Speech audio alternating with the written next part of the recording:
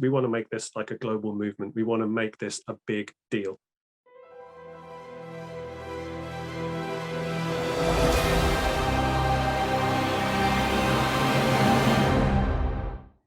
Oh dear. What's going on? I'm good, thank you. I'm wired. I bet you are. I've been really enjoying all the audio chats going back and forth with you guys all week. So yeah, me too. Yeah. I'll take these off because you get the reflection of the screen. No problem. No, this week is yeah. Good. My brain is. I've fallen deeply in love with my brain. That's good. So Cool. it's like so much so that I think we're moving in together. It's getting serious now, huh? It's a serious thing. Oh yeah. Oh, okay. So I learned from last week, for the purpose of the Outliers Alliance, I have the uprising. I figured it would be appropriate. Cool. What are you drinking, Andy? Rosé, dear boy, rosé. Shit, I'm slacking over here with the Coke Zero. So let me get on that. Hold on 1 second. I'll be right with you guys. Yeah. Okay. I don't know. And I did. But as I went and did some research afterwards, I realized that there were two different books. So yeah, they're still both good because the Art of War is like the go-to strategy book for business. Okay.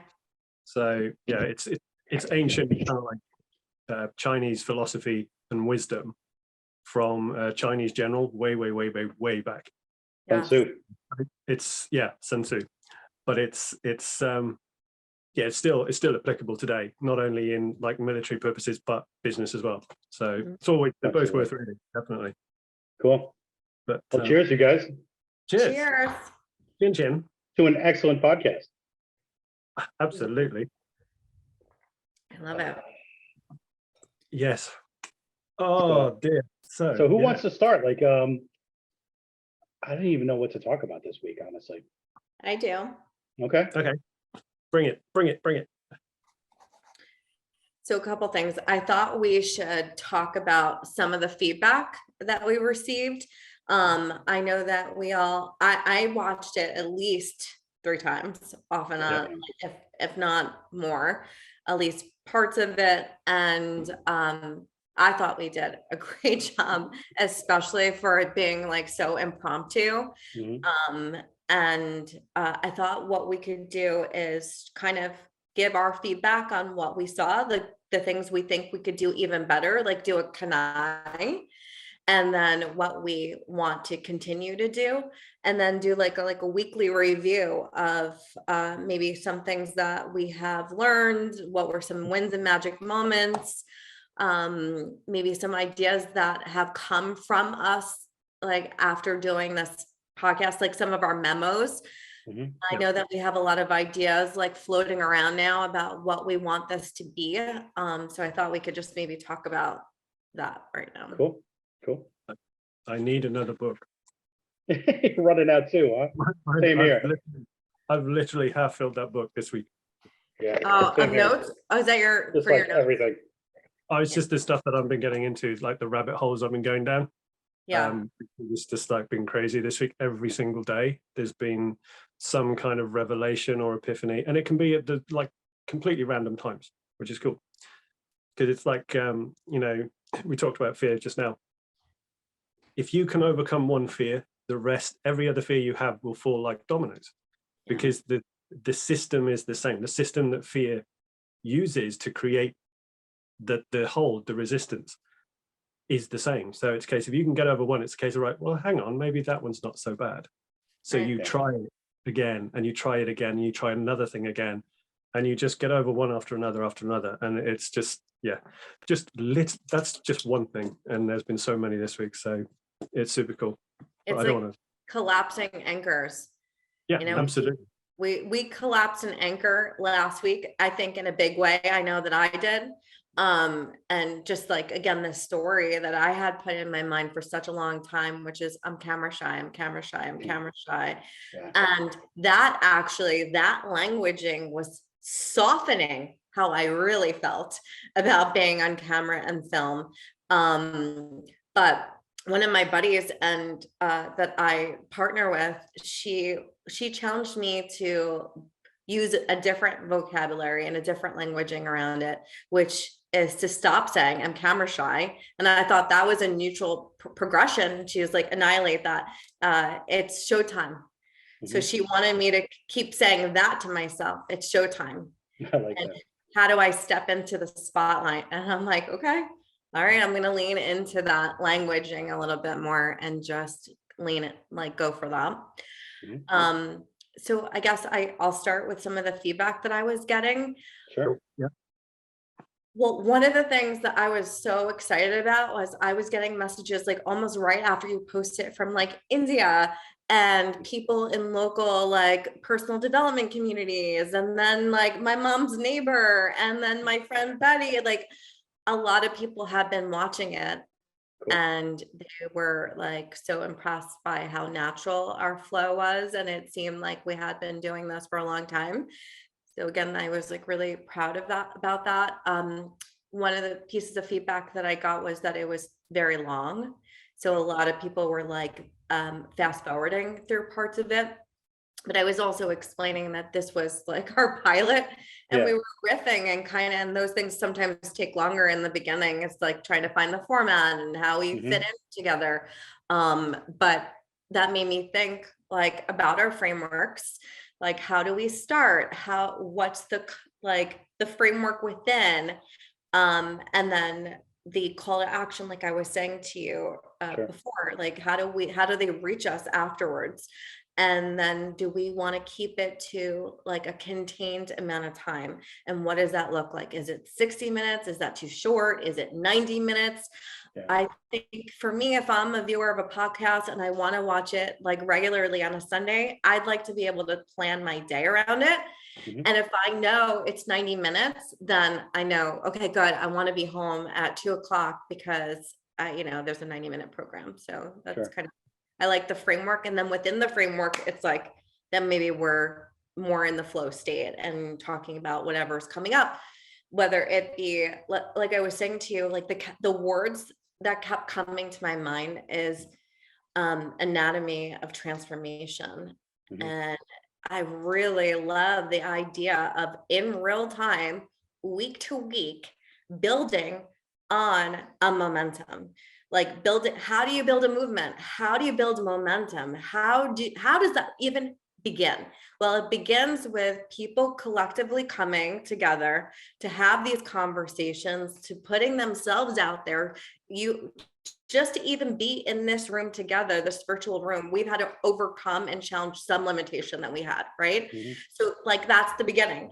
And then it's like, okay, then from there, week to week, how can we personally start overcoming our challenges so that we are more visible, that we are moving closer to our goals, that we can have a safe forum to maybe talk about things that we're struggling with, or whatever the case may be.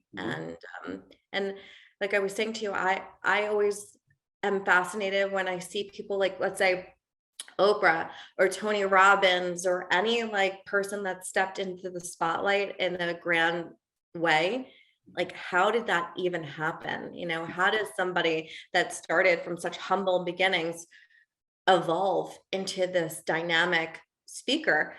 So I guess this is, to me, like a very interesting way to see the process of what it takes to, again, overcome your personal limitations. And then as a result of that, helping other people overcome their own limitations as well, to create a movement or something of impact and value.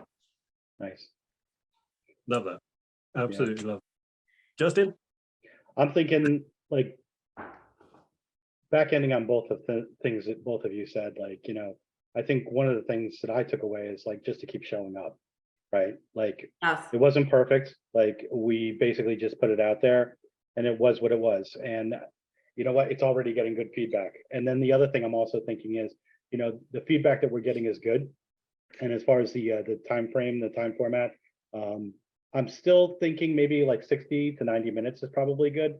I think back of like people like Joe Rogan or Patrick Bet David, these guys aren't going specifically to be watched live.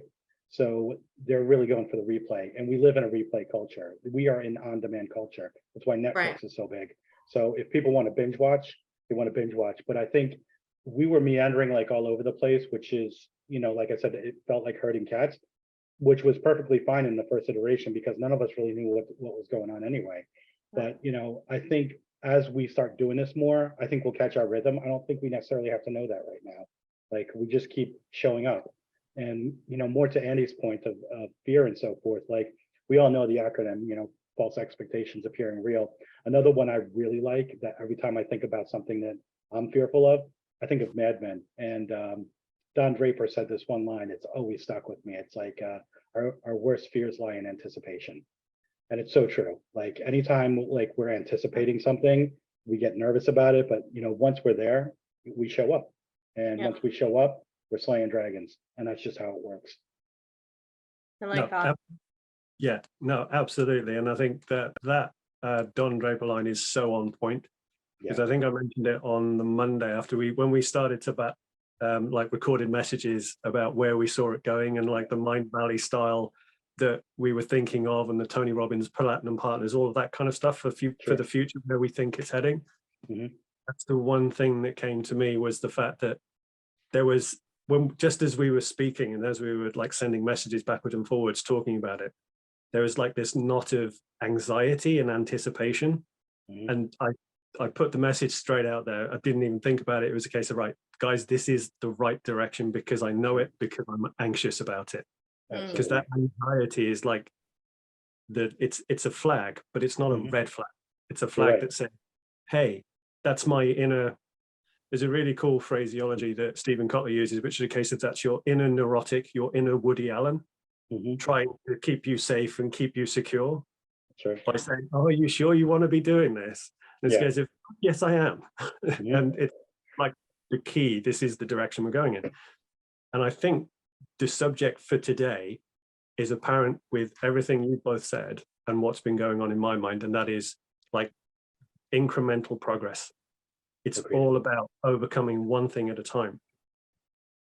And excuse me, and it fits in perfectly with something that I've been really, really diving into this week, which is like taking on the quote unquote impossible, right? Because you look at when we first had this conversation about we wanted this, and Jen, I think, was the first one to mention it last week, where we wanted to make this, we want to make this like a global movement. We want to make this a big deal.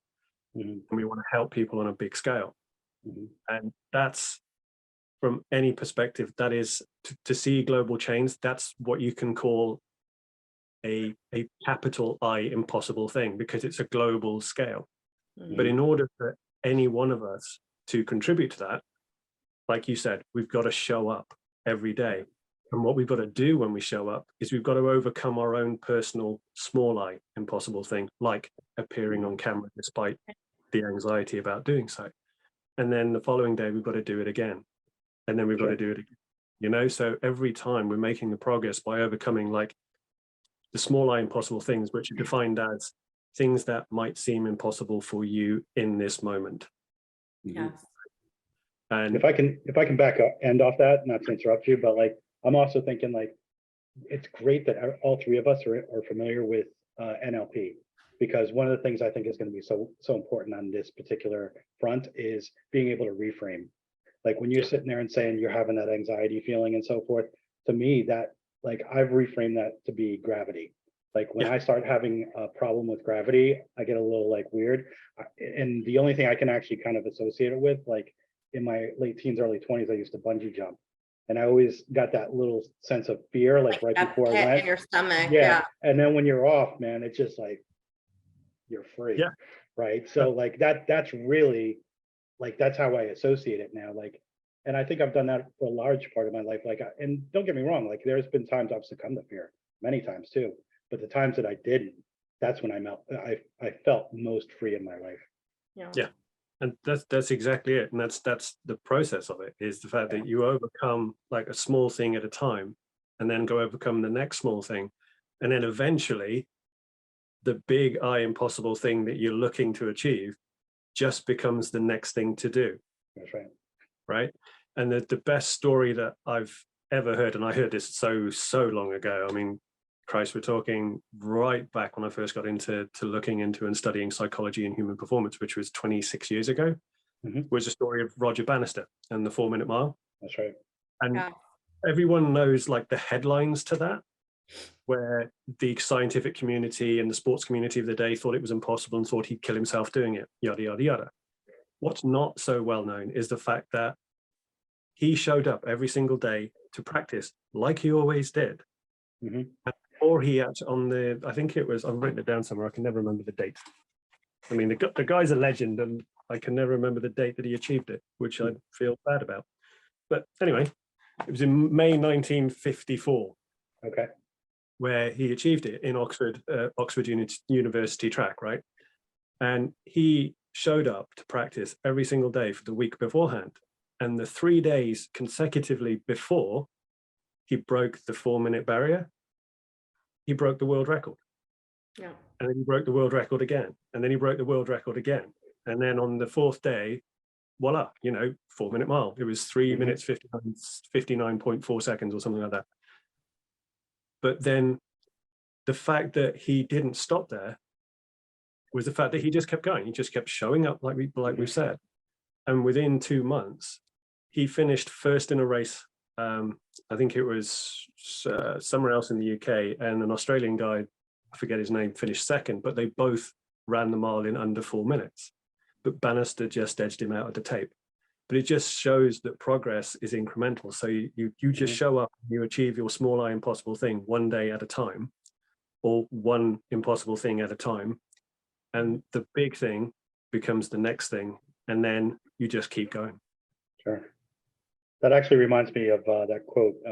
I think it's Viktor Frankl, what the mind can conceive and believe, the mind can achieve, right? So what you're basically talking about right there is once, and that's part of the whole human conditioning. Once we actually see the precedent is established, then it's possible for everybody, Oh, yeah. Whether it's in legal, like case law, like I've learned in the past, or Roger Bannister in real life, breaking the 4-minute, 4-minute mile. I mean, it's amazing. Alex is participating too. She's like, she watched the first podcast. She says hi. Hi, Alex. She watched the first podcast we did. Oh, did she? Yeah, she's like, how do I get on that? What was her feedback? Yeah, what's your feedback, baby? Come on, camera, come on. They want to know what your feedback is. Later, apparently. Okay. She gave me a Caesar Milan. To give you a Yeah, exactly. Later, baby. That's it. Okay. Yeah. I'll get my balls from your purse later. It's all good. Oh my gosh. No, but I do think it is all about that. It's the 1% improvement on a day-to-day basis, collapsing these anchors, reframing our experiences, showing up, doing the work, really paying attention to the vocabulary and words that we're choosing to describe what we're experiencing. Like, I'm no longer going to say I'm camera shy. Like, I made that decision this week. I'm now going to say I'm stepping into the spotlight and it's my time. Absolutely. Which gives me that butterfly feeling like you were talking about. Like, I just jumped off a cliff. Yeah. And we're going to see where it all comes from it. But I also know that I have the parachutes. I have the people that are going to keep me honest and on track, and the peer group and the books and the resources and things to keep me grounded. And I'm also trained in knowing how to get myself to that stable place. So it's definitely more of like a calculated risk. See, but here's the interesting question, and you should know this from an NLP standpoint, Jen. It's like you say that you're camera shy, but like when push came to shove and you got on camera, you freaking rocked it. You owned it. So like, I want to know where that belief originally started, because it goes back to the people we have as the voices in our conscience. They're always talking to us that make us play small. That was somehow conditioned or learned at a certain point, and we need to eject that because it doesn't serve us anymore. And like, you're a key example of that, and what you're basically saying, that I'm camera shy, but you come on and you fucking own the podcast, So it's just like, something can't be true there. And we know what that is, right? So like, where did that all originate? I'm kind of curious. Okay, do you really want to know? Because if we're gonna start talking Let's about things, we're gonna get really raw and real and honest. Let's do it, man. All I mean, right. do we play any other way here? Well, exactly. I mean, this again is like the anatomy of transformation. So it started actually through trauma. When I was a teenager, I got groomed by a pedophile who lured one of my girlfriends and me to his place Okay. and took pictures of us Oh, wow. Okay. and sold it to his friends. Wow. Okay. So I can see where you're anchoring now. Yeah. so anytime in the past that there were cameras in front of me, I would start going back to the trauma and I would start recalling it as though it happened to me yesterday. Mhm.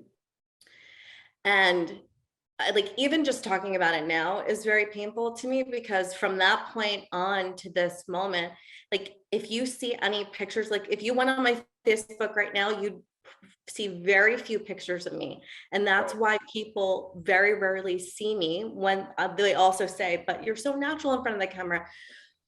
It's because that's what happens. And we Mhm. live in a world where people want to put cameras in your face all the time. So Right.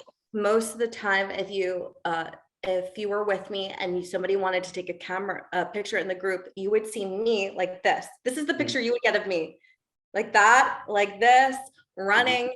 And it's sad because a lot of the memories that I've had my whole life, I'm not in. Right. Like I'm not in family pictures. I don't have pictures of my mom and dad and me when I was a kid. I run from the camera. Mhm. And the only reason why I'm able to do this right now is because of leaning into that pain and just taking over that and saying, no, I'm not going to let this define me. I'm 44 years old. That happened Sure. when I was like 14. Yeah. So I can't let that prevent me from sharing my bigger message and to be able to scale and be like more impactful because I can't have the impact that I want to unless I start facing those dragons and like saying like again you're not going to have the hold on me anymore. Sure. So coming to this point was I first had to, it's interesting because I went through 20 years of intense personal development therapy. I've done so many different healing work, and that was the one thing I just had a hold on me badly. And I decided that I needed help. And I went to Sean Callaghan from Unblinded and he helped me. Sure. But I was like ready to start talking about this. And so he was there to facilitate it with Lisa Lieberman Wang and some of my other friends in the personal development arenas. Like I finally got the courage to start speaking about it. And then I had the support system of people to lean on me. And then my goddess groups and my girlfriends, they would help me to start taking pictures. Sure. And at first I would only let them take pictures of me with sunglasses on. And Right. that's why, like, again, a lot of also the newer pictures, like I'm in sunglasses. That's me leveling up. Yeah. That's Sure. me actually stepping into the frame. But I'm always the type of person that's like not good enough. Like I want Yeah. to be at my optimal. And again, that's going to require me to be more visible and more visible. Sure. So, yeah. Well, I definitely honor you for sharing that story because again, what you've been through, that's not easy. The one thing I would like to caveat that with though is I'm glad you're sharing your story now because as we talked about on the last podcast, secrets keep you sick. I do. And not discussing that is not healthy either. And the more that you can actually discuss this, the less power it holds over you. And the Correct. other thing too is like, being accountable in a place that's a safe space. Like you're with your crew right now. We have your back. So Yes. there's nothing that's unsafe that's going to happen in this environment. And same thing with Sean Callaghan and Lisa Lieberman Wang. Like you're in a safe place with these people. As you keep pushing into that, that's where you're going to start to really shine because those are the things that like really anchored us in a disempowering thing. And you've had so much PD at this point that you know what's empowering it. So like you can call your own bullshit, which is great because not a lot of people can do that and start to recognize like that's the other thing. Like when we were talking about Gabor Mate last week Yeah. and some of these other like trauma responses, what's happening is that trauma is reenacting, like it's present. And we're living in the present with that past trauma. And so the more that we can actually break that bond, the better off we're going to be, because then we can like really shine and really put that into the past. And not necessarily that like we have to make peace with it and it's totally going to heal, because stuff like that, it almost never heals.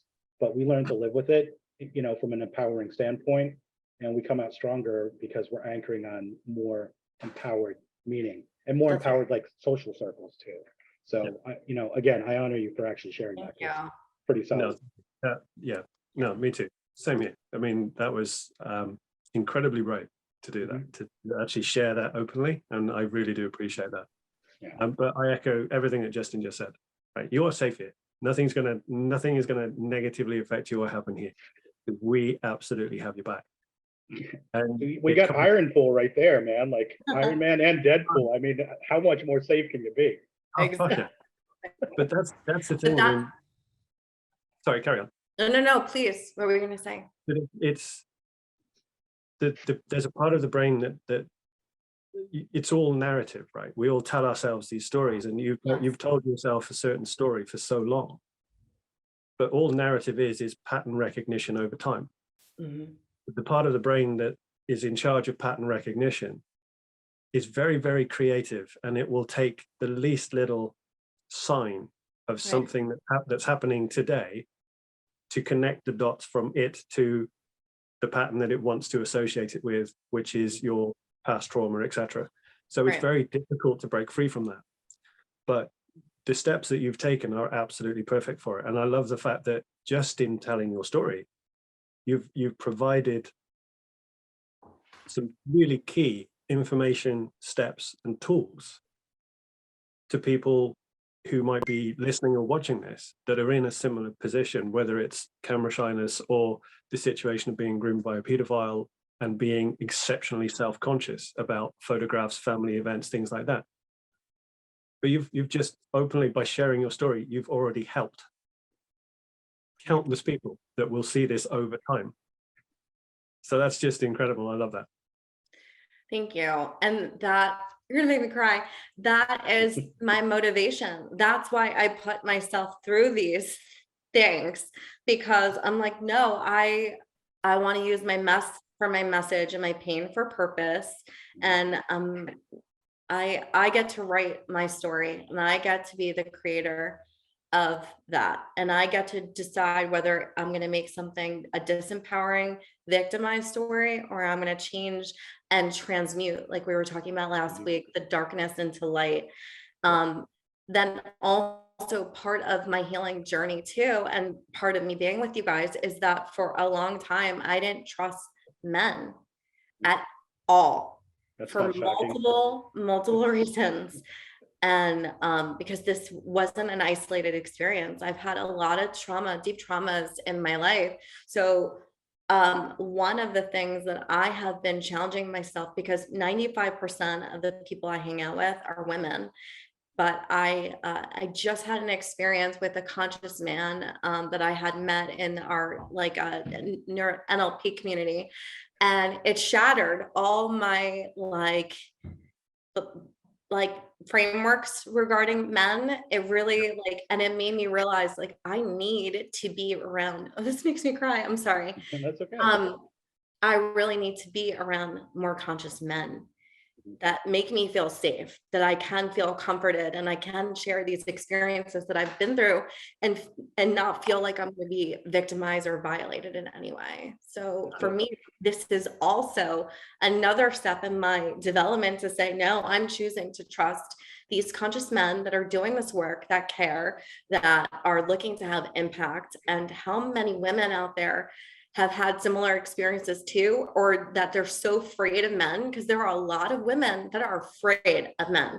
And there are a lot of men that don't understand why women are shutting them down or are afraid of them, because there's a lot of women feel very unsafe, not only from a physical standpoint, but an emotional standpoint as well. So again, I'm like, no, these are the things that I want to be talking about on our podcast. These are the things that transmute energy, that we've got to lean into this. and they have huge impact because it does, like, even just me sharing the story, as painful as it is, and it still is, and I'm not perfect in like my approach. I still, like, when my friends try to take pictures of me, I still run away from them. But I'm getting better. And that's the thing. It's like I don't have to be like perfect or like do it. It's just taking that incremental first step, and then that energy starts to dissipate, and then I start like, liking certain things. Like I was able to replay the first podcast and not completely annihilate myself. That is progress. Yeah. I was like, oh, that turned out pretty nice. And like, that's It wasn't progress. cringeworthy. It wasn't cringeworthy. I could actually watch that a couple times. That's it. So again, these are the things that kind of shift the energy and transmute. But and Justin, I know you'll remember this phrase, and it's something I keep very close. It's bad associations spoil useful habits. I mean, if that is not a phrase I still keep to this day from my experience, it is something that I am very, very, very serious about. You are the people that you hang around, and I choose to be around the top, best quality people because, again, I want to be able to have a space where I can be vulnerable and I can talk through things and I can be honest, and that they also feel like they have a safe haven in me. And that's one of the things, like when I'm coaching people, I can't even tell you how many times people say, I've never told anybody this, and then they proceed to tell me one of the most traumatic things that's ever happened to them. But they know that if they tell me, it does not leave me. Sure. And that is so important when you're helping people do this kind of work, is that they need to really trust and believe that you've got them and that they can express themselves. Because again, this is what happens when, like, the state of the world, this is what happens when you don't have people talking through traumas and talking through their emotions and having these sacred conversations, is that, it manifests itself in very harmful ways. Well, you just made me think of something else too, because, we had talked also last podcast about Kerwin Ray and how he talks about trauma bonding, and where basically a lot of the situations like you described, we get into, and then we tell other people that information, and they kind of commiserate in that space. And then, you get that victim identity that comes along with that. And, there's a time and a place for that. I don't disregard that. I think you need to have that. You need somebody to empathize with you in that space. But also, I also think there's another aspect to that where people need to tell you that in a safe place, to somebody who's going to help you find your way out of it. Because it's one way to actually, start talking about it, and you just keep reliving it, and you relive it through the more times you talk about it. And then the person that can share that experience is reliving it too. You just never get out of that feedback loop. And that's why I think it's important to be with people that you're comfortable and you trust. And getting back to what you were saying about like our old life, bad associations spoil useful habits. I was always raised to either be like an elder or speak from the stage and to shepherd the flock. I always believed in being a good steward to people, to try to help them. And one of the other things, another phrase that I remember is iron sharpens iron. So I want to keep around like the strongest people, because, as much as people have gone through that level of malevolence, they need a way out. And, I can commiserate with them in that space up until a point. But like we also talked about, you get to be a victim only once. After that, you're a volunteer. So, at a certain point, you need to, take responsibility for what has happened to you. And there's nightmarish things that happen to people. There's no two ways about it. But like keeping yourself around those useful people in your life, bad associations spoil useful habits. Yeah. So those good associations, like that's really how you're going to come out of that situation stronger. And what you're saying about before, with not being okay online and so forth with your image and stuff. I've actually suffered with that for a long time. I like being behind the camera to shoot a lot of people. I never really like being in front of it. But the other thing too is like you mentioned before, it's a story. And the great thing that I know about the digital age, it's not like film. you don't take it to a 1 hour moto photo and then you're like screwed with all these shots that you don't like about yourself. I could literally delete them on the spot if you don't like them Yeah. until it comes out the way you like it in that moment. Oh, So that's again, it gives you power in that moment to say, hey, listen, those bad things happened to me in the past and there's Yeah. nothing I can do about it. But now, like if I don't like the way I'm showing up on this image or this video, let's delete it. We'll try again until I feel at my most powerful. And that's the most important part to me. Yeah. Yeah. I wanted to make a couple comments. The phrase iron sharpens iron is definitely a phrase I use all the time still because it's true.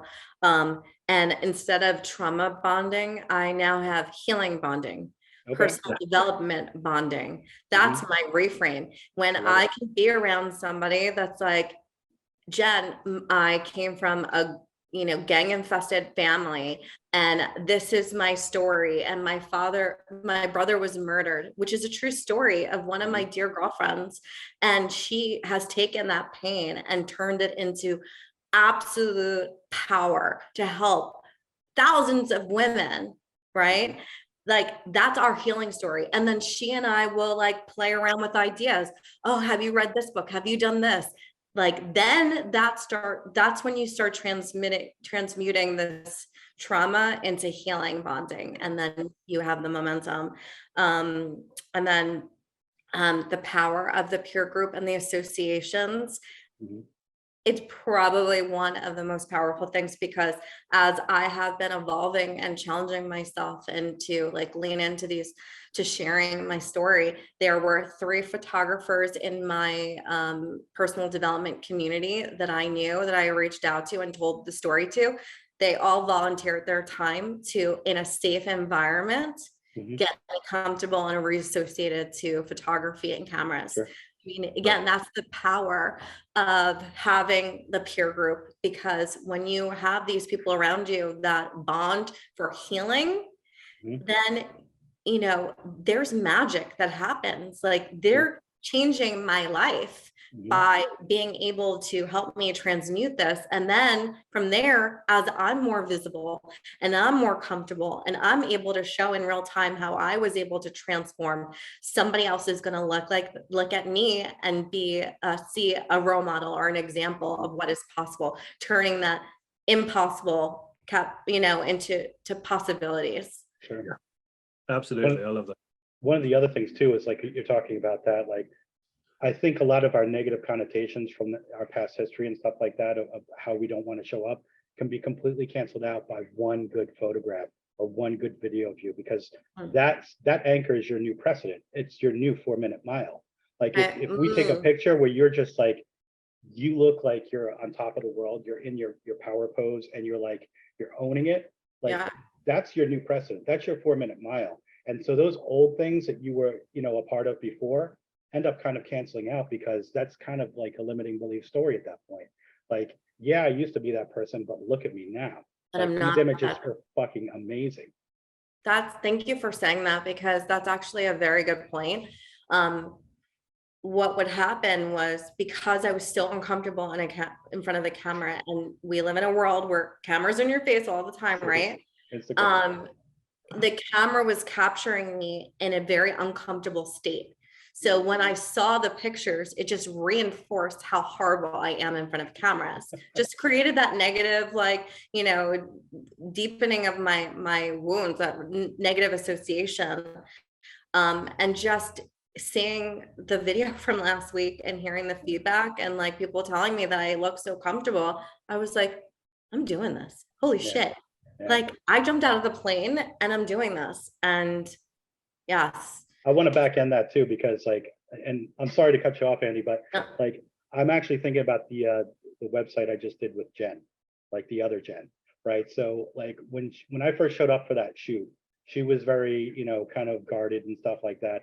She had a shoot before, and the last person that was in there to kind of handle that caught her in that same space that you're talking about, Jenn, where it's just like you didn't feel comfortable in your own skin, and you felt like it almost translated into the images that came out of that experience. The way I actually kind of shifted that around is like I tried to make it fun. Like I was joking. like I put the camera lens like right behind my head. So like they were talking at me, they weren't talking at the camera. And Yeah. then just like as like, see how animated you are in this video right now? Like I will take like little captures of that when you're like really shining. And that just does amazing things for people's self-esteem. Like when she actually saw the images that came back from that shoot that day, she's like, I'm blown away. She goes, couldn't believe it. she's like, I've never looked like that happy, that comfortable, that relaxed. And I never thought that was me. The real secret is in being able to get somebody to become comfortable, because the camera is always going to like make people nervous. It's like one of the great fears of like public speaking and stuff like that.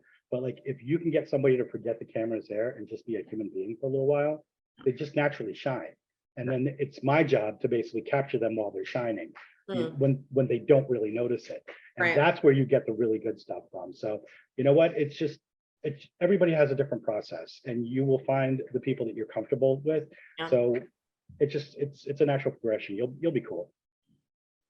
Yeah, no, thank you. Like I said, I'm leaning into it. So I'm just like, I'm more comfortable being uncomfortable. Well, it's absolutely bloody apparent, if I may say it that way, that your power and your determination to share your message and to fulfill your purpose is so very clearly overriding any of the misgivings you've had over being on camera. Last week was a real prime example of that. This week you've stepped it up again, because there's a difference from the very beginning of you coming on to this show this week. Yeah. You seemed little edgy, little nervous last week, but this week it's bam, straight there. Yeah. So you're fucking awesome. It's showtime. Thank Absolutely. you. It's showtime. It really is. But it's just like an extraordinary incremental progression and improvement. Yeah. And that's what life's about. You know, it's all about the progress. It's about the and progress, the journey. Exactly. And no, so yeah, salute. Cheers to I'm my making another conscious old mouth. fashioned. Sorry about that. There you go. We're gonna be bombed after this. No, I think we're doing pretty good right now. I'm not going to be the only one here, because I have an interloper that is buzzing around my head and pissing me off, and I'm going to call her Fiona. An interloper. Who's your interloper? Fiona the fly. Oh, gotcha. But she was sat on my glass just now, so she's trying to get drunk as well. Oh, cheers, guys. Cheers. Cheers. Chin chin. And Chen. Cheers, baby. But one of the, just to pick up on that, and it's, you know, from, you know, to take that from like my perspective, I've never, ever, not because of any like past history of trauma or anything like that, but I've just never been comfortable on camera. It's a big self-esteem thing for me. But I will say that it's part of the reason why the silly names at the bottom for me on these things, it's, and especially this week, the question that Justin asked about what superhero would you be? Like, mine is the combination of Iron Man and Deadpool. Now, I would have sworn blind until last week that I would have been more in the shadows, behind the scenes, don't like the public eye, don't like the public spectacle. I'll do what I do, but I'll do it in secret, kind of thing. Mhm. But then I was thinking about it, and I was thinking about going back to what Jen was saying about the message that she's got and what I want to achieve, and what I really, really fucking want to achieve, not what I think other people want me to achieve or what I think I might have one day wanted to achieve. Okay. It's a case of, yeah, do you know what? Fuck it. It's stage for me. It's like speaking from a stage to a large group of people, because I'm a show off. And you're good at it. I'm an introvert. I would swear blind. I'm an introvert, but in the right situation, I'm so fucking extroverted. You wouldn't believe it. Yeah. And it comes across, and it's starting to come out more and more and more, which I'm loving at the same time as cringing about sometimes, because it's goes right. Did I really say that? But hey, you know what? That's the Deadpool part of my alter ego, is the do you know what? Fuck it. Exactly. Part. Whereas the one part is the case of, no, I'm going to own this shit. Yeah. This is who I am. This is what I do. And then the Deadpool side is like, do you know what? Fuck it. It is what it is. Yeah. And I am who I am. And it's just this week's just been such a mind-bending, mind-altering trip. Sure. Want of a better description, because that's exactly, and it all plays to what I've been really going deep on and what I've really been getting my hooks into, which is all fascinating stuff. And it's all about, like, peak performance and ultimate human potential and stuff like that, which has fascinated me for decades. Sure. I'm really actually getting to the meat of it now, and I'm really understanding it from my perspective, because it's like, and I think, Jen, you touched on it last week. It's a case of, for any personal development process to be worthy of you sharing, you have to prove on yourself that it works first. Yes. Right. And it's been exactly the same thing for me this week. And it's a case of, right, I understand so much more from where I've been this week with regards to neuroanatomy, neuropsychology, neuropharmacology, and the fact that we're all technically on drugs. Yeah, We seriously. might not realize it, because neuropharmacology, the brain produces 6 of the most potent chemicals known to man when you're in, like, the flow state, when you're in that zone where time slows down or speeds up depending on what you're doing, which goes back to the conversation about Einstein and the theory of relativity. If you spend 5 minutes with your hand on a hot stove, it can feel like 5 days or 5 hours or whatever the phrase is. Sure. But if you spend 5 hours in great company, it can feel like 5 minutes. That's right. And All it's a relative. case, it all just plays that incredible part, and it all takes us to where we want to go. And going back to the identity thing with me, I would never have considered myself like an on-stage, real big event kind of speaker. But it's like, I kind of lent into it last week. And again, I watched the show from last week over and over again. And I thought, yeah, do you know what? It's not as bad as I thought it would be, from my perspective, right? I don't mean the show itself, but I mean my Yeah. appearance and my Sure. contribution to it. And it's just one of those things. It's just grown this week, and it's just like, yeah, holy shit, that's me. And I'm new. This is a new version of me, and I think Sure. it's a new version of Jen, and it's a new version of you, Justin. It's like That's right. every single day we Every grow, day. we develop. Yeah, and I just love the way that works. It's like, yeah, I love that too. I love the fact that we can be reborn and transformed on a Mhm. daily basis. One of the phrases that you'll always hear me say, or say very often, is like, up until today. I use that phrasing because it's the power of languaging that I have found so useful. And this is like transformational language vocabulary. And it could be that I didn't take photographs all the way through till this morning, but now I do. So up Yeah. until today, like, that behavior you might be doing for 44 years, but up until today. And now I get to choose a different person that I want to show up as. Mhm. I get to change habits. If I always ate meat and now I want to be more vegetarian, up until today. So that's like your line in the sand to say, to make like almost like a declaration and a commitment to move forward in another path. Mhm. And you have to also, I think, not be afraid to be looked at as somebody that is evolving and changing, because a lot of times people want to keep you associated to an identity that you had of yourself in the past, maybe yesterday, maybe like who you were 10 modality or 10 iterations ago, but that's not who I am today, right? So I'm, again, because I'm so growth oriented, I'm always evolving. So unless you know the Jen today, you still don't know me as of this moment, because I'm always training, I'm always learning, I'm always reprogramming myself, reconditioning myself, rewiring myself.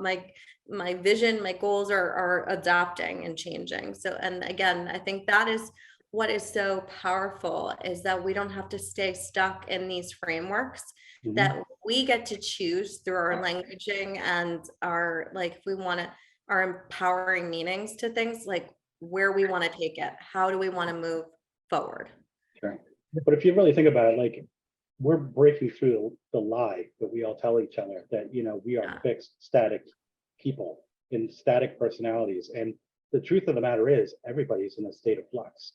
Everybody's is fluid in their growth model. Like nobody, like I wasn't the same person I was, you know, when I was 17, at 20, at 26, at 32. Like I was Yeah. always evolving, you know, and everybody has that same story. So for us to kind of pigeonhole our beliefs into thinking, you know, this is just who we are.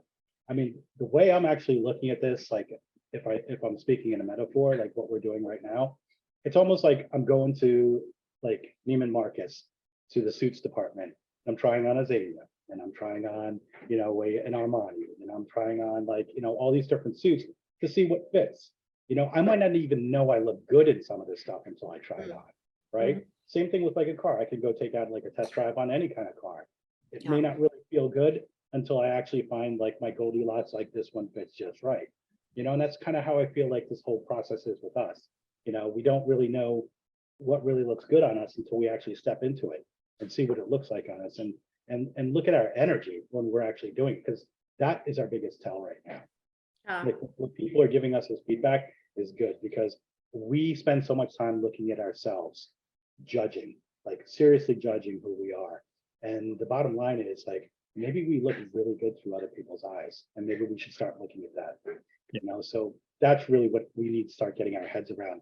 And I think the more that we share that message, I think that's going to become an epiphany for a lot of other people too. I think so. I love what you said, and it actually brings something up for me, which is how so many people, myself included in the past, you included in the past, Jen too, I would imagine as well, where you get so committed to who you think you are or who you think you want to be, and you're committed to the cause, and you think, oh, I can't give up on this, I can't give up on this, I can't give up on this. But then when you actually enter that sphere, enter that realm, it just doesn't work for you. And it's a case of, well, what the fuck do I do now? Because if I step back from this and go a different path, I'm going to see myself as a failure. And just by telling yourself that, it creates the whole new narrative of you suck, you're a failure, what the fuck?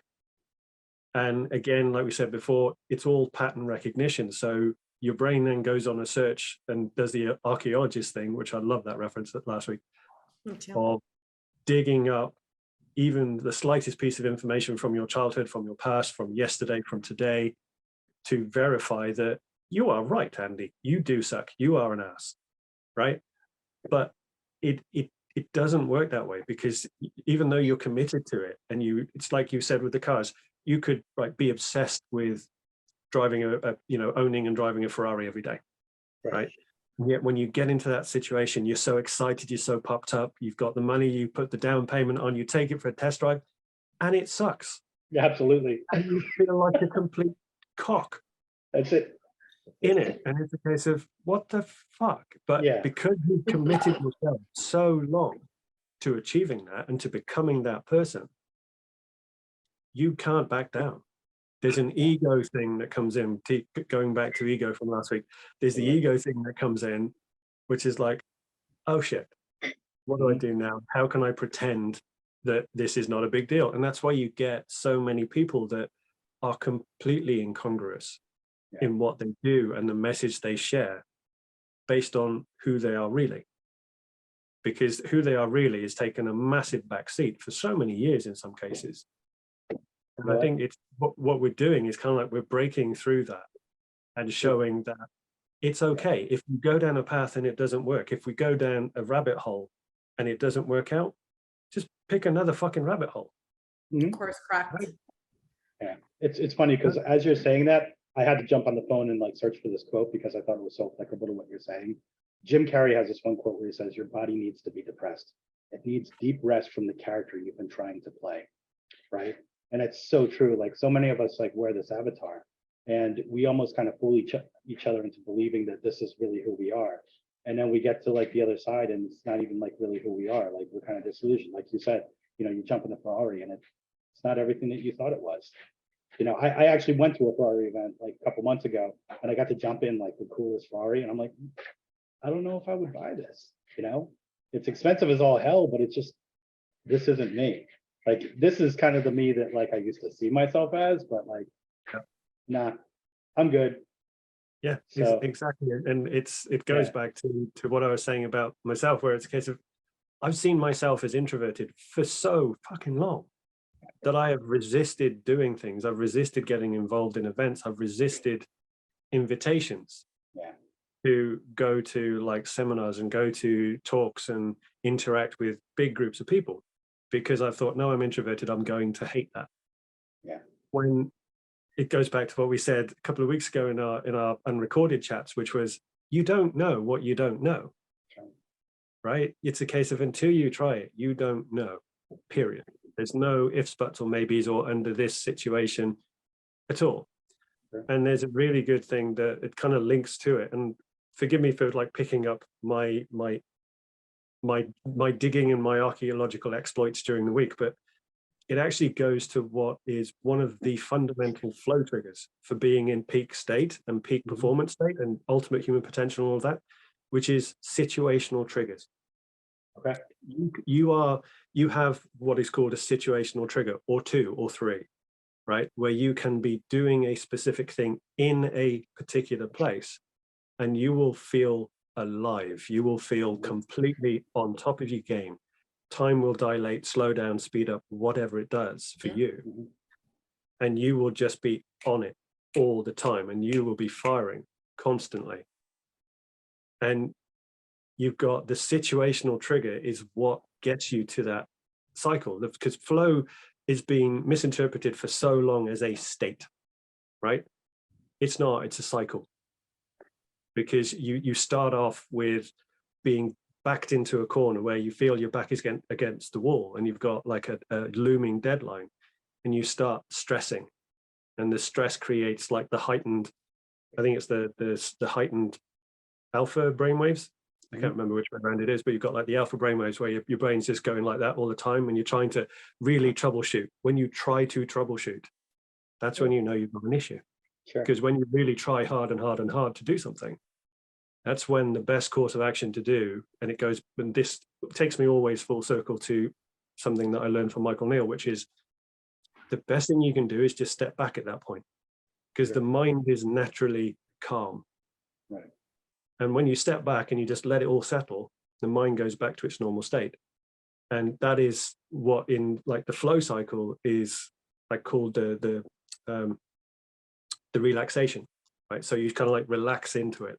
And then once you relax into it, your brain waves slow down and you're more lucid. And then you drop back into the flow state, flow itself. I keep calling it a state because I've known it as a state for so long, but that's wrong.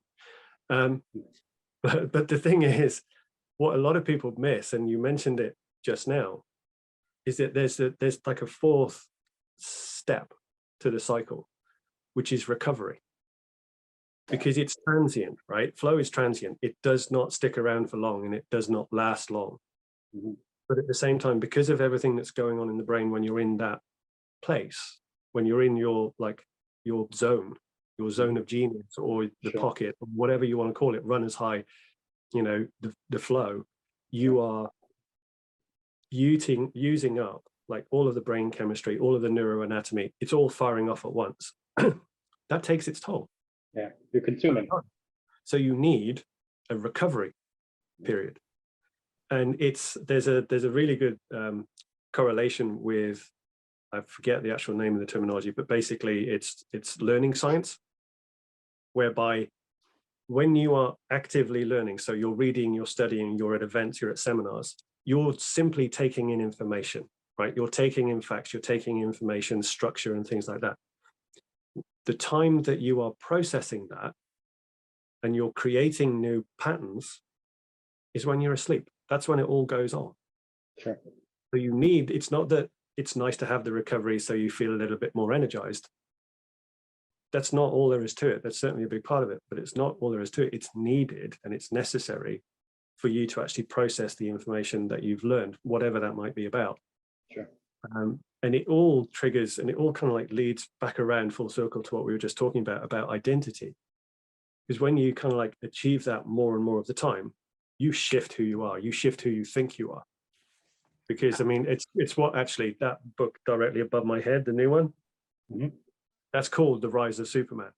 Okay. And it's all about achieving your highest self, becoming your highest self more and more of the time until it becomes who you are. It reminds me. Go ahead, Jen. Okay. I have a great exercise for people when they're really working on identity, because it is such a powerful tool, because who you see yourself as is how you're going to behave however you associate your identity. So one of the things I coach people is there's 3 phases of this process. So I ask them to take a piece of paper and start writing words in which that they already see themselves as. I am a leader, I am creative, I am resourceful, right? And then the exercise becomes pay attention to how other people describe you. So if somebody said to you, Justin, you're so, you have such great taste. I am a tastemaker. And then you would write that down in the I am format. Right. And you keep paying attention to how people identify you. And then there would be the third part of it, which is the transitional vocabulary and languaging patterns. So if you want to be more, let's say, wealthy or rich, but your bank account doesn't show it, if you say, I am rich, your brain goes, no, you're not. So that's where you have to use these like I can tell from experience. Right. Yeah. Transitional vocabulary. I'm becoming even wealthier. So your brain goes, okay, I'm wealthy right now. And then it can show you, the abundance in your life as you're also progressing towards an identity of even more wealth. So you're acknowledging what you already have as you're becoming something else. And then I have people write this down and read it, and also take it a step further and put it into a voice recording and of their own voice, saying, I am wealthy, I am powerful, I am whatever the words are. And what happens is when you hear it from your own voice, it goes back into your subconscious mind even more so than if somebody else was saying it to you. And then when you hear this on loop, it starts reprogramming and reconditioning your patterns. And then once you hear that consistently from yourself, then you start noticing ways in which you're behaving in that manner. So when you are being a tastemaker, you can say, wait, this is the moment where I am being a tastemaker. And then it reinforces that identity and pattern. And this is really helpful for people as they're building their self-confidence and self-esteem, because a lot of people struggle to come up with a few words, but this is a way that they can start building on their human potential and become even more of what they ever thought they could be. Sure. It's interesting you say that too. What I was going to say before, because I want to carry on what you just said, Jen, but before you were talking about the Superman book back there, that reminds me a lot of stuff that I've heard before from Friedrich Nietzsche about the Übermensch. I don't know if you're familiar with that too, is like, becoming the Superman, which isn't the traditional like comic book Superman, but, somebody who's, powerful, influences society, just owns their space and like really helps humanity from, their sphere of influence. But getting back to what you were saying. I'm sorry, wait, what was the name of that book? The Rise of Superman. Oh, sorry, Justin. But that's the Rise of Superman. Is that Vishen's book? Who's No. the author? Vishen's book is The Code of the Extraordinary Mind. Yeah, the Rise of Superman is Stephen Kotler. Oh, your boy, you love him. My boy. I'm very much becoming a fanboy of his and Jamie Wheel. Jamie Wheel's another one that's a really good one. I really, I love that like idea of creating your heroic and unique identity and what your superpowers are. Yeah, no, I love it. I think, and that's why I love Justin's question in the week about your superhero identity. I ate that one up. It was like, yeah, dude, this is a fucking awesome question. I love it. No, but it's true. Like, I also want to like hinge off of what Jen had said about like the words, because that's something that Alex in high performance coaching with Brendan Burchard had exposed me to. Is Brendan Burchard always tells you to anchor 3 words that you want to become. And I think I talked about it a little bit in the last podcast, but the other thing that he does to help you anchor that is he's like, you need to internalize it. So what he does is Qigong, and he does something called tapping.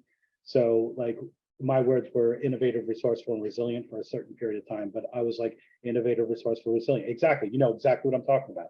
And Mhm. like it literally internalized that until I actually became it, you know, after a certain period of time. And then I chose like 3 new words. But one of the new words that I chose, Andy, in a video talk that we talked about a long time ago, not a couple of weeks ago, had mentioned articulate, which was one of my words. And I was like, yes, we're getting there, man. So I think this stuff does work, you know, as long as Yeah. we kind of like focus on it and really try to internalize it. You know, it's that old thing that I learned from AJ Mirzad, you know, act as if and soon you shall become, you know? AJ's in Thailand right now. Yeah. AJ's my man. I love that dude. I like him too. Yeah. We should all visit him in Thailand. Hell yeah, man. Let's do it. Yeah. Okay. No, Yeah. tapping, I use tapping a lot. Like if I'm in like a stress situation or I want to transmute some energy, and you'll see it like if I am at a stress level 8, I start doing the tapping method and I'll quickly start reassessing and I start going. It's hard to get me past a 3 at this point, even in stressful situations. But yeah, all these little Cool. things. So if you ever see me like a weirdo like this, walking around, now you know. Now you Yeah. know. Jen's walking around like, give me some crack. I know we're like releasing dopamine, That's it, right? man. Like, Yeah. yeah. Like, oh, I know what's going on there, and no, I've never met it before. You're gonna be doing it with me. What are you talking about? I know, That's right? great. Cool. I You know, we it's would- funny because like we were supposed to just talk for a little bit and then go into the podcast. Like I think this is time. the I podcast. think this is the podcast right now. Yeah, Oh, exactly. okay. This is what I love about our format is that again, it is the anatomy of a podcast transformation. Like I think this is what people want to see is the behind the scenes, the conversations, and then the evolution. Like we're going to be showing people transformation in real time, because every time that they see this podcast, we're going to get better. We are going to be more comfortable. Our flow is going to get better. We're going to know our style or what we want to talk about. And that is the process. That's about doing the work, and it's good for people to see exactly how that happens instead of just seeing like the before and the after. Well, what happened? Where's the gap? You know what? That's So the thing, I mean- this is actually a good opportunity because maybe we can actually build this to set expectations correctly in the forefront, that this is a podcast / BTS behind the scenes right now. It's Yeah. like we're still trying to formulate what that Yes. is. So maybe maybe we were overstating it was a podcast before. Maybe this is kind of like somewhere in the middle of a podcast meets a behind the scenes. You're seeing how we're actually forming something that's going to be I love it. really cool. Well, I think you had mentioned that it was starting January 2023. I Yeah. remember reading that somewhere. The reason why I So said that is yes, we can market it. Yeah, the reason why I'm saying we should start maybe January 2023 is because I want us to get our legs underneath us first. Yeah. And ultimately, like if we're going to be having like calls to actions at the end of this, like nothing's really formed right now. We really have to get clear on what each of our asks is, and also like, you know, how we want to coexist with each other. And then Okay. we can basically say, you know, okay, this is where you go. Like Okay. Jenn is a Zen banker. She does mortgages. Andy is, you know, the king of standard operating procedure and business development and organizing yourself, and, you know, that go to his website for his thing. I do digital marketing and stuff like that. So we just really have to dial into exactly how we want to coexist. Then we can do that. But I figured by giving us till January 2023, it's not exactly around the corner, but it's not exactly too far away. So I think we're in a good agree. space. I love that. Yeah. I think that's a great way of positioning it, is the behind the scenes and yeah, the watching the transformation happen in real time, and Cool. how these discussions happen, how this is like the boardroom chat, like how these partnerships and alliances happen. One of the things I also thought was very important is I think like I would like to bring, because I always like to look at somebody in transformation holistically. Sure. So I like to look at like all parts of them. Like, what are they eating? What are they reading? Like what, all these nuances. And I was already thinking of this week, a lot of people that I would like to be like a guest speaker or come in. And I would like to see us, like maybe us being like the founding 3, And then Mhm. collectively, like we bring on somebody like this week, like maybe I want to bring my nutritionist and dietitian, who's the Sure. best that I've ever met. Like she can come in and say how like the mind and body can work more efficiently with this, Agreed. these supplements or whatever. And then next week you want to bring somebody to help their business. I think it would be great to start bringing in these alliances again, to broaden the alliances, because Agreed. collectively, I think we know a lot of people that are consider themselves outliers and are not going to be quieted and want to get louder in Sure. in this time. So Sure. I'd like to see That's more of good. that. Yeah, definitely. One of the things Yeah. I also want to kind of explore for the outliers is, a return to ethics and, integrity and stuff like that, because in this environment, everybody is so factional and the tribalism is just like ridiculous with fighting with each other. I think as a group that we have to have an agreement that if you're going to be a part of this thing, that you are a collaborative type person. You anchor yourself in conflict resolution. We don't seek conflict here. We seek conflict resolution. And if you Correct. can't bring something to the table with that, you're not our people. You're The other not a- thing too, yeah, the other thing too is like, you really need to be able to, control your emotions, take your buttons off the table. I'm not saying you have to be perfect at it, but you know what? If you fuck up, own it. We have humility here. Like none of us are trying to say that we're perfect here, but at the same time, like we are human beings, and maybe we have some setbacks, but there is humility here. There is ego, but there's also humility, and we try to balance everything. Oh, I absolutely love and agree. I think ethics, a return to ethics, a return to collaborative approach to That's right. conflict resolution, Mhm. because we're seeing people so in such combative, Yeah. low emotional qualities, low emotional intelligence. Yeah, So I'd like to see that, and also like a return to some class that's right. and Yes. like I a like little that. bit of decorum, like a Yeah. little bit of class, a little bit of Yeah. respect, a little bit of decorum. I'd like to see a return to that, and not in a phony way, No, but respect. in a respectful way. I want to hear your perspective. I may not agree it, but I want to understand you. I That's want right. to see your perspective. I want to understand you. And at Mhm. the end of the day, we still may not meet eye to eye. Sure. We still might be in totally different camps, but we're going to at least have a conversation, a Yeah. respectful conversation, and one that's going to be productive in some sort of way. And the And that, baseline. yeah, And baseline. And that ideally you leave going, I never thought of it that way. that's right. Something to think about. And let me try this on. It doesn't Mhm. mean you have to adapt another person's belief system, but maybe you want to Sure. try something on, Sure. and maybe that reinforces your beliefs, or maybe you're like, no, maybe you start shattering some of the old values and beliefs that you did have. But I want it to be thought-provoking, but again, in a classy and dignified way. Yeah, and honestly, like when you come through our door here in this particular podcast, we all enter the room with the first question is, what if I'm wrong? Right? Because Yeah. to us, it's not a battle of ego. It's really a battle to see who can get at a competitive level, who can get at the truth of the matter, who can get to the foundation of, you know, the top of the pyramid, the eye of the pyramid, the all-seeing eye, right? The truth is really what we're after, not a battle between egos, not a battle between being right or wrong. Like, what if I'm wrong is a good question to start with, because it humbles you and keeps you in the right state of mind to be open if you are wrong. And acknowledging the fact that, you have been wrong in the past. Like, we've all had limiting beliefs that we've grown past, things that didn't serve us anymore. So we would be fools to believe that we don't have any limiting beliefs now in the present that couldn't be challenged. Mm-hmm. No, I Love think that's a good question. I was thinking about that because I watched it over again and I kept thinking about that question, what if I'm wrong?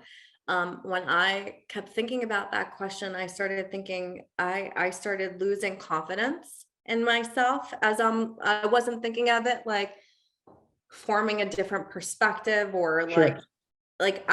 to me it kept me more quiet. I get it. Okay. Right. So Sure. I thought maybe there's an even better I'm word. open. Yeah. What if I'm wrong? Right.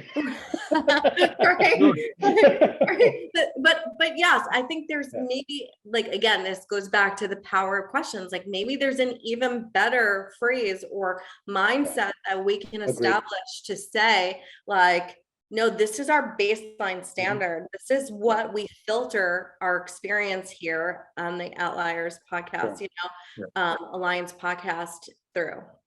Yeah, and I'm also thinking, like, when you come through the door of our podcast again, I keep comparing this to a door, but I think you should come knowing that everybody here wants to see you succeed.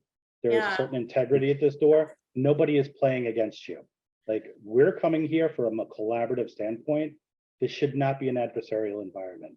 If No. you feel like that, let's articulate that so we can move past that, because that's not really what we're about here. We see so much of that in our culture right now with the polarity. It's too intense, it's too extreme, and nobody here is extremists. We are all like grounded people who love to play with the polarity. So Yeah. if there's some polarity showing up on this podcast, we'll play with it. So it doesn't feel like it's abrasive or it's corrosive, but like, we need to get past that, because again, like, secrets keep us sick. If I'm offending you and you're just keeping that internalized and stuff like that, it's written all over your face, your body expressions, everything. Let's just get that out and, like, we'll have a good conversation. Because in that place also, so many people are doing that online right now and are not getting to this place where we need to conflict resolution. So Yeah. like, if we can actually start doing that on the regular, I think we're going to set a standard, because I don't see anybody else really doing that. I love what both of you said, and I love Jen's response to the question, but what if I'm wrong? It actually puts me right back to something that I put in the chat in the week, which is, I was thinking about a blog that I absolutely love by Tim Urban, Mhm. which is Wait But Why, Yeah. which is basically where he kind of like takes common beliefs and common ideals and things like that, and he just breaks them down to explain them. And sometimes it goes completely off the reservation. Other times it just basically ends with, yeah, okay, right?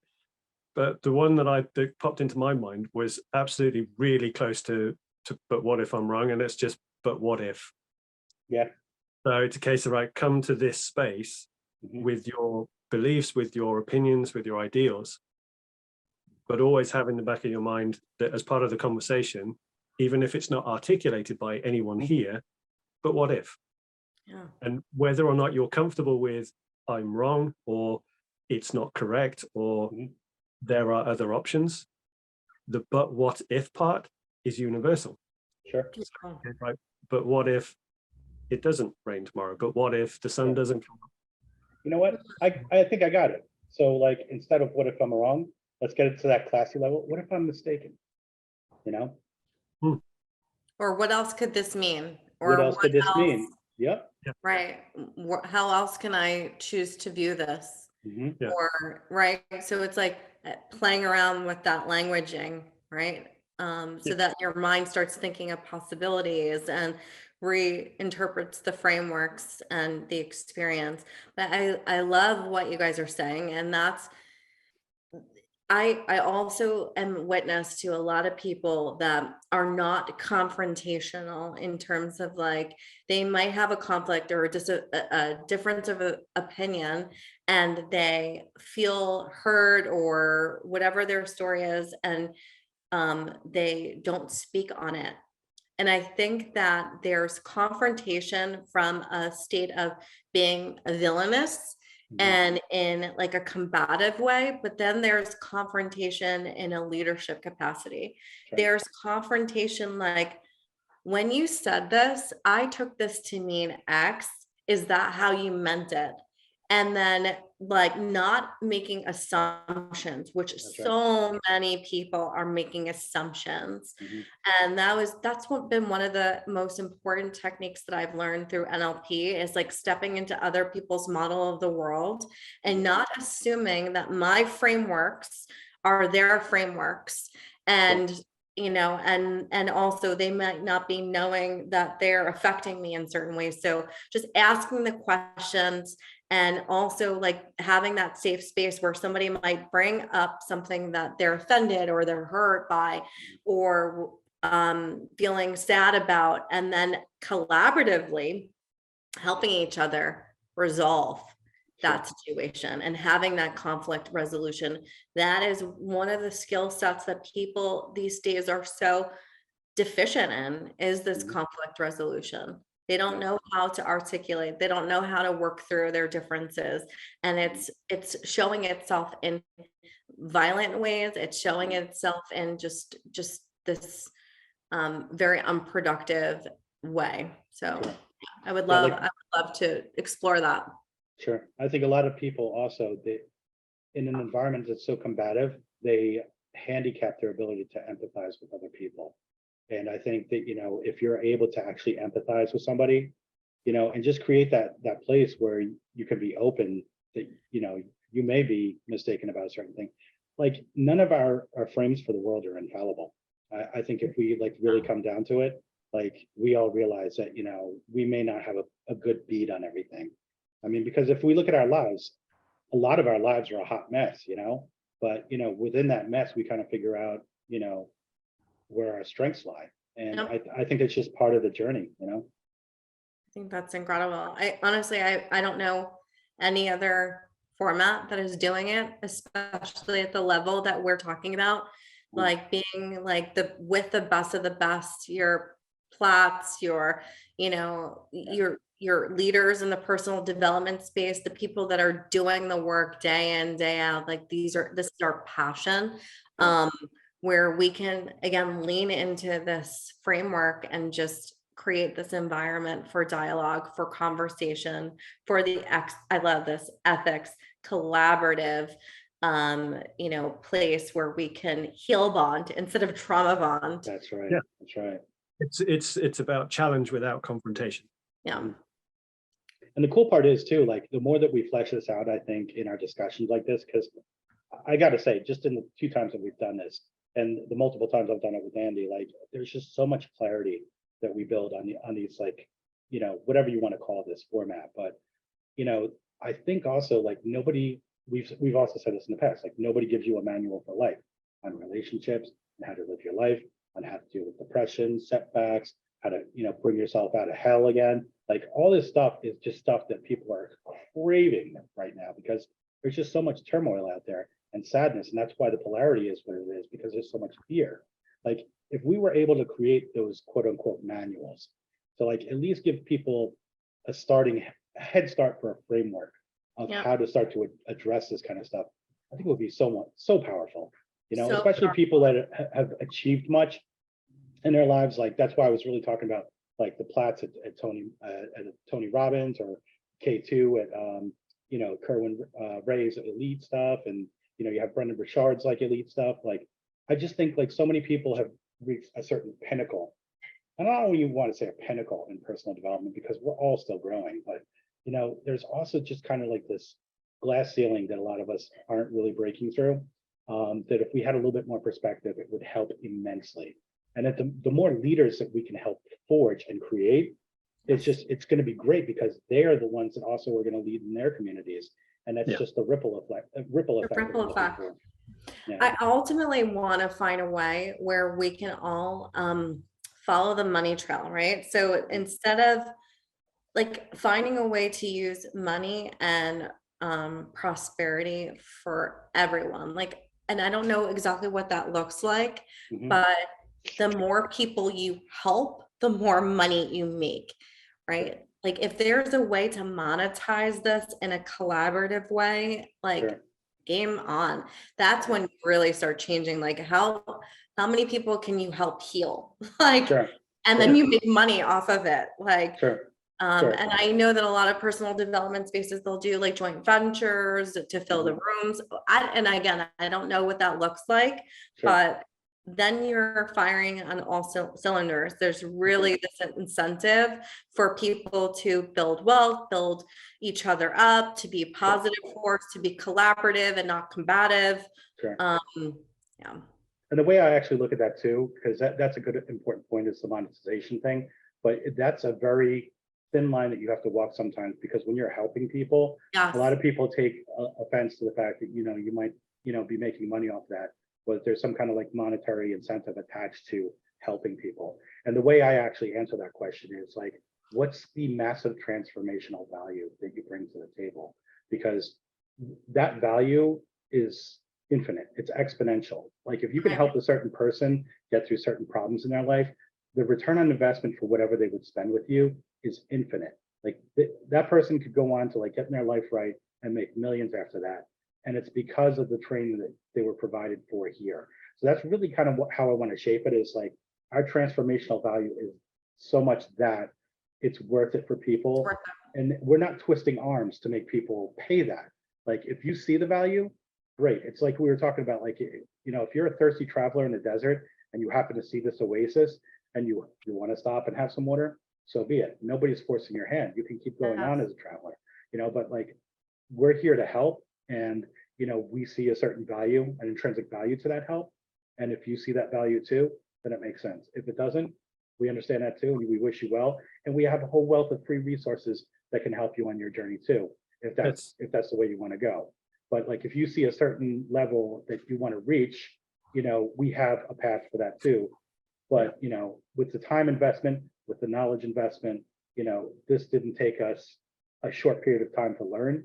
So there has to be some kind of intrinsic value that we're charging to do that. That's the thing. It's like future pacing it, isn't it? It's a case of, right, Yeah. this is what I do, this is what I'm doing for you. If you see the value, when you realize that value, so when it actually becomes a real thing for you, Sure. If you want to contribute and you want to pay it forward or pay it backwards, Absolutely. Basically it's a case of, right, we'll help you, you pay us what you think it's worth. Sure. You know, not in so many words, not in that kind of words, but it's a case of, right, come to us, we'll teach you things, we'll share with you our experiences, everything that we've learned over our collective. I'm just trying to think of what the collective number would be, and I don't want to say anything really because it's quite high. It's I get it. Yeah. No, we're long in the tooth. Yeah.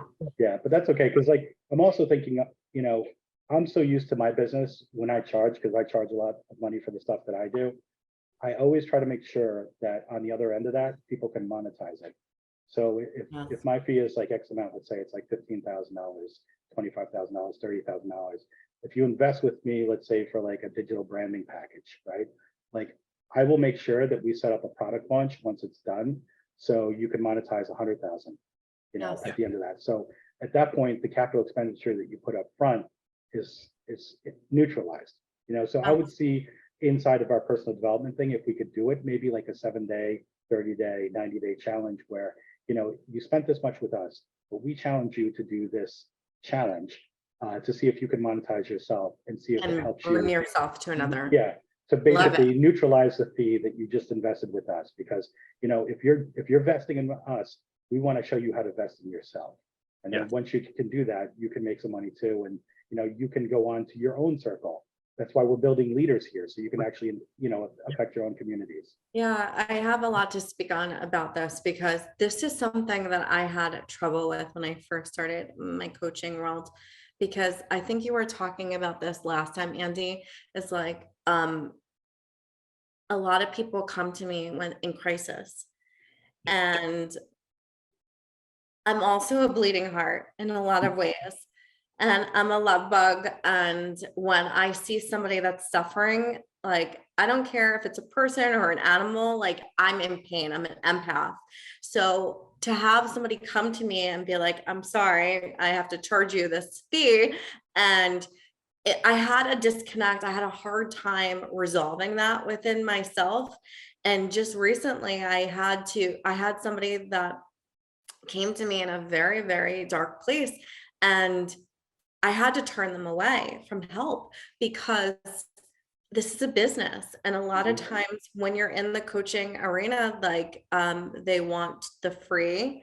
And what I also found is that I could literally say the same thing for free, and then the same thing charging a price, and people will pay more attention to what I say when I charge a fee, because there's skin in the game. You have no skin in the game, you do not pay attention. You dabble, you like, oh, I'll get to it when I get to it. But if there's a price associated to it, I guarantee you, you're paying attention. And one of the other things my mentors have taught me is that, okay, what have you invested in your own personal development Seriously. and your skill It's my set? fortune. Like an incredible amount. While people were sleeping, I was studying, I was training, I was learning, I was reading day in, day out. I traveled the world. Like there is time value. I have put an incredible amount. I'm a physical representation of transformation.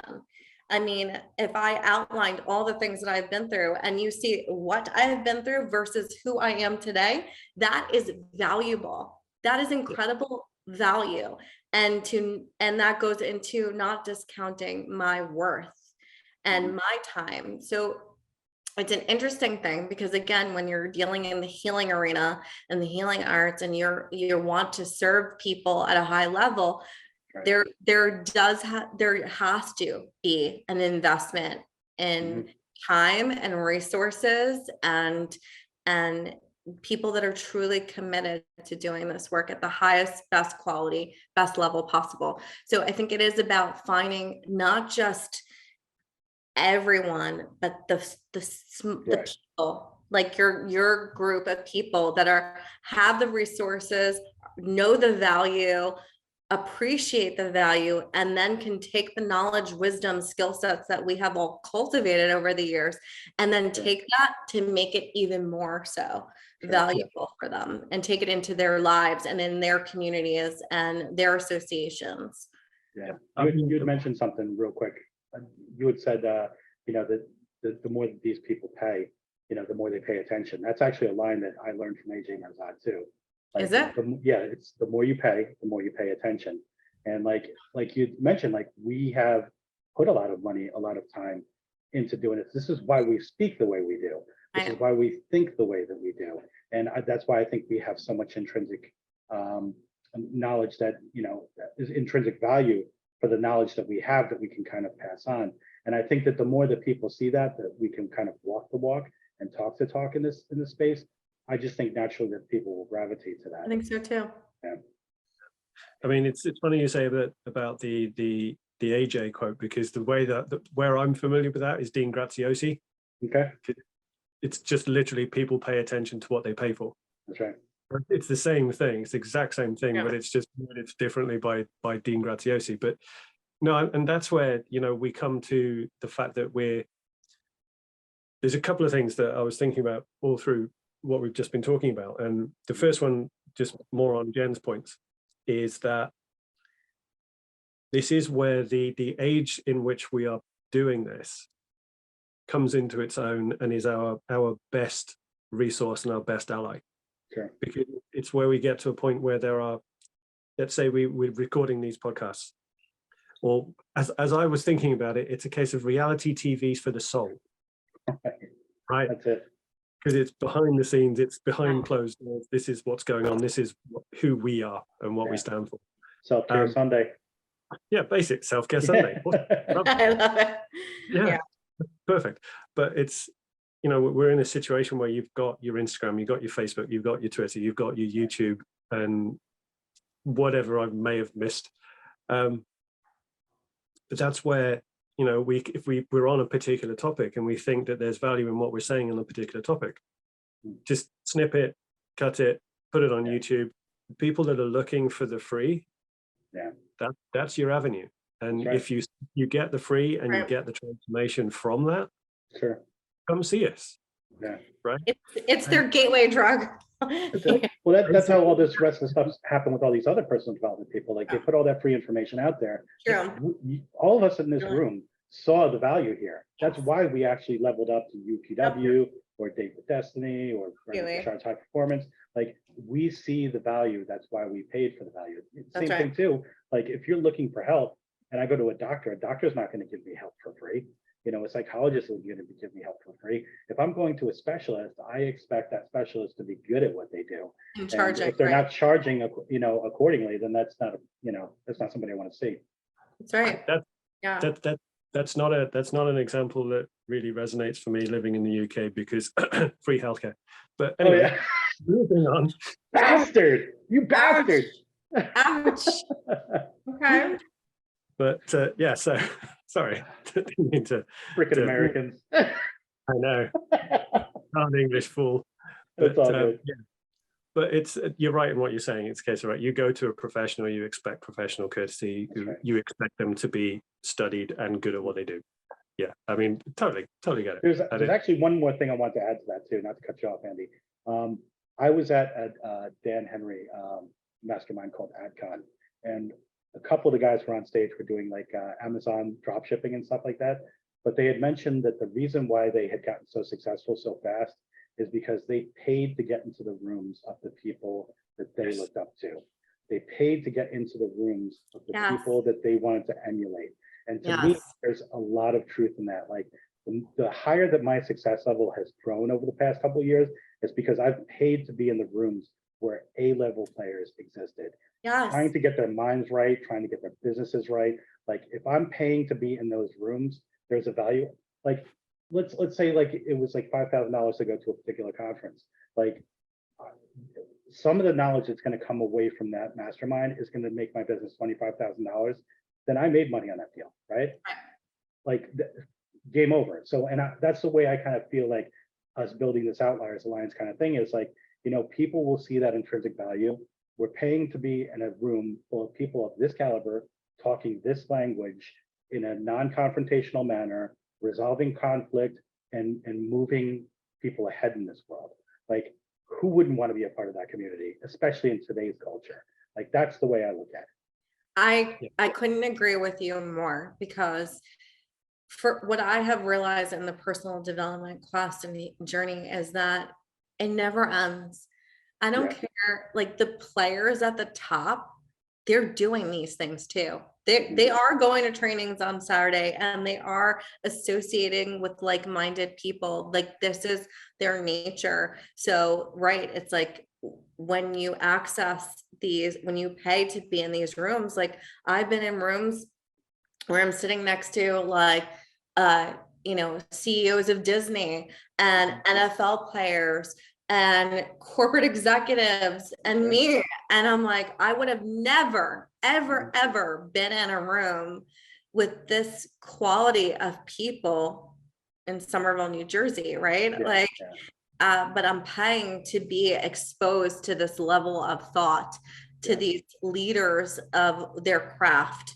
And they're doing the same thing. They're paying to be exposed to me and to other like-minded people that are leaders in their community, and they will pay for it. I mean, they understand that it's an investment in themselves. And then they always, the people that I find that are super successful, they'll take this knowledge and they always absorb it, but also think of like, how can I repurpose this information? How can I use this to actually grow my business and not let it fall by the wayside, and to actually implement the things that I'm learning? Sure. Well, the interesting part too also is like a lot of people have a negative connotation about money, which is why they don't want to trade that for whatever, you know, getting help and stuff like that. Like how many times have you grown up hearing like money doesn't grow on trees? Money is the root of all evil. Like there's a certain connotation and association that it imprints on us that we have that negative connotation, which is why we don't want to part with it. But if we begin that reframe, like, you know what, money is just a tool, and that tool will either leverage our situation or it won't leverage our situation. You know, money is freedom. Money is access. Like money is leverage for me that I don't have to put in all the extra time working, that I can stay in my zone of genius. I could delegate that out for somebody else to do so I could be more effective. Like if you can learn to start seeing money that way, everything changes. Game changer. Money essentially becomes your best ever employee. Boom shakalaka. And it's like I think we've said it. I'm not sure whether it was last week or whether it was one of the weeks before. It was just Justin and I talking. It was Jenn Pearson, who's also a brilliant author. She sums it up as money gives you freedom and options. That's it. And the only thing that money's good for in any circumstances, you take a business circumstance and you've got two players and they're in the business game, they've started a business same time. The only difference between the one with money and the one without money is the fact that the one with money has the employee then, so the money, to pay for the ads, to pay for the consulting, to pay for the gigs, to get them where they want to go faster. More efficiently. yeah, so money is essentially just a shortcut. An accelerator. Yeah, it just accelerates the progress, but the progress is still being made by the dude without the money. But the person with the money that's starting the business at the same time will go further faster. Sure. That's right. So Funny it's part- like Justin said, it's a tool. It's the ultimate tool. It's the ultimate employee because it's working for you. And it's when you can get to that zone where you understand that that's its role to work for you.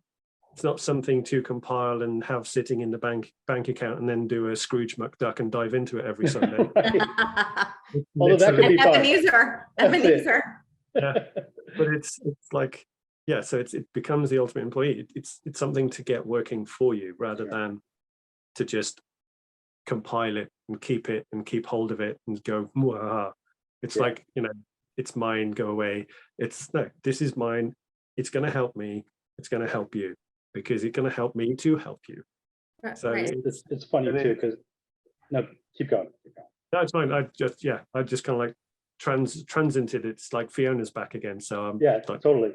So it's funny because like you're talking about this. I went to another Dan Henry mastermind. Apparently, I'm a fanboy of this guy. So like I saw Billie Jean is marketing talk for the first time, and he jumps on stage. His very first thing is room gets absolutely dead quiet. Like you can hear a pin drop in there, and he's like, "I want you to take out your banking app right now." Your banking app? Your Okay. banking app. So launch your Chase app, your Wells Fargo app, whatever. He goes, take a look at your account balance right now.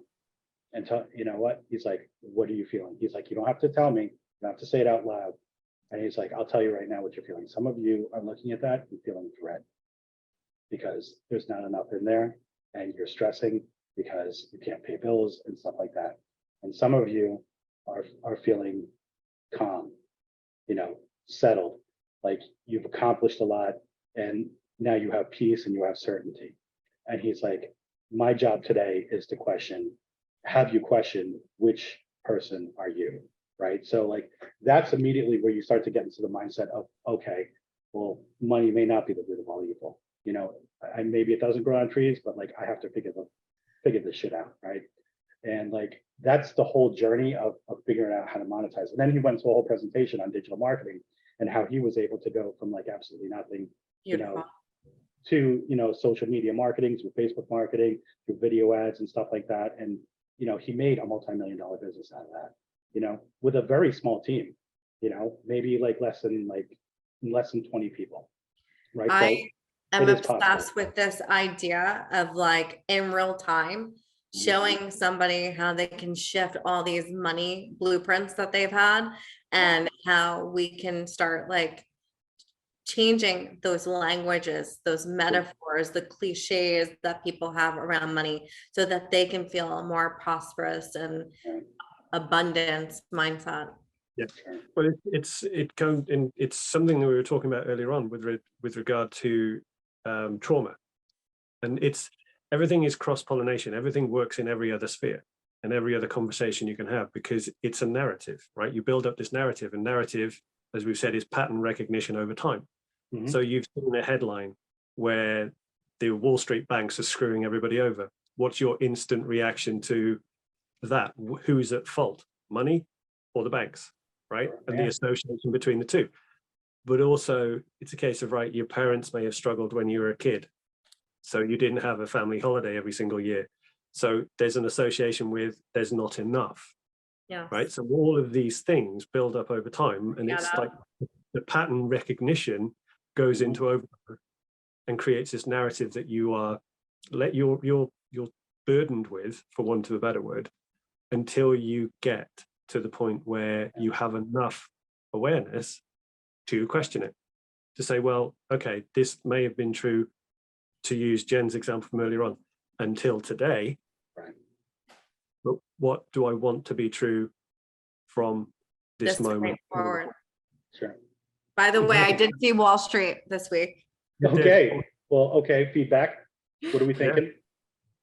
No, I mean, this was my world, my banking world. I lived through a lot of this, obviously in the banking world since 2002 or 3. So I was like, oh my gosh, this Greed is is good, yeah, or not so much, you know? or not so much, right? Yeah. So yeah, I have a little bit of those like negative associations with it too. So I love the idea of like reframing and collapsing those anchors too. Cool. But that's the thing, and it just Yeah, I goes to want to show. be. I'm sorry. No, sorry, it just goes to show that you're like the points that you come across and the patterns that your brain will connect the dots with can come from anywhere. It's news headlines, it's family experiences, but it's also things like TV and movies. Right. Just like how many people would have seen Wall Street and really gotten to loathe Gordon Gekko, Right. especially if they'd been in a situation where they lost all their money or they lost their house, Right. right? It's just building on the pattern. Yeah.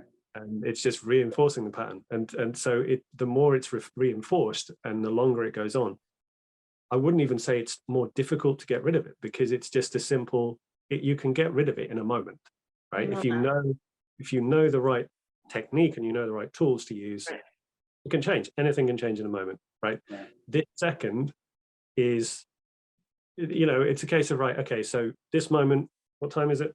Let's have a look, what time? 4. 4 Okay. o'clock. I think we're actually running a little bit over right now. I know, that's what I was just being cognizant too.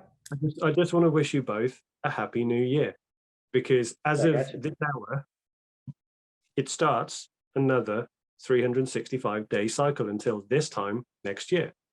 Sounds So good. every single moment is the start of a new year. People don't need to wait until January 1st to make change and massive Right. shifts and life direction changes. It starts now, whenever now may be. This is going to look so good on the Facebook memory a year from now. So good job. Can you imagine? I know. I want to be cognizant too. Because so are we thinking like 2 hours? That's Yeah. Well, apparently again, like our this one has been kind of a behind the scenes right now. So I think for next time we will get like a format, and maybe we started hearing towards a format. Because I think the last 2 podcast sessions, quote unquote, behind the scenes, I think we've pretty much fleshed out, our knowledge base at this me point. too. I Yeah. think at this point, now we just start drilling down. Okay, let's cover Okay. one topic. And Yes. every week we'll cover a new topic. I love that. But we're still going to publish this, correct? Yeah. Yeah, gotcha. We're, That's going okay. we're going for it. At That's it. 100%. Because you went deep on this one, man. So like, it's up to you if you want this out there. Are you kidding me? This is all about, this is why I'm doing this. All right, Like good. fearless, unapologetic healing. Like, let's go for it. Time is now.